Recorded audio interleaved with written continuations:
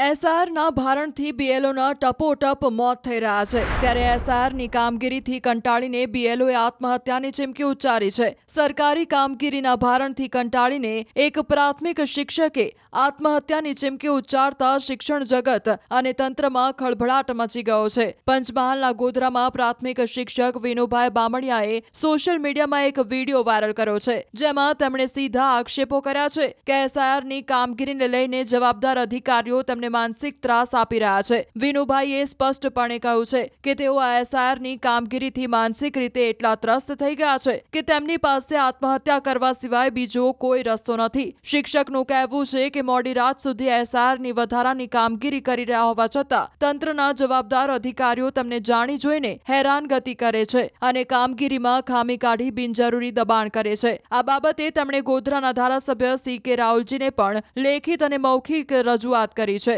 જેને લઈ ધારાસભ્ય સહાયક બીએલઓની નિમણૂકનું આશ્વાસન આપ્યું છે। મારી જોડે જીબાજાડી કરતા મને એમ કે 200 ફોર્મ આજ રોજ ફરજિયાત જોઈએ એટલે મેં કોઈ થોડુંક અઘરું છે બેન, ટ્રાય કરીશ। છતાંય અસ્તવ્યસ્ત ભાષામાં ઇન્સર્ટ થઈ ભાષામાં વાત કરતા હતા એટલે મેં એમને ચોખ્ખું કહ્યું કે મારથી થાય નહીં તો કરવા જ પડશે કોઈ પણ સંજોગો, બરાબર। એટલે ધમકીના સૂર મેં એમણે વાત કરી એટલે પછી મેં લાઈવ કરેલું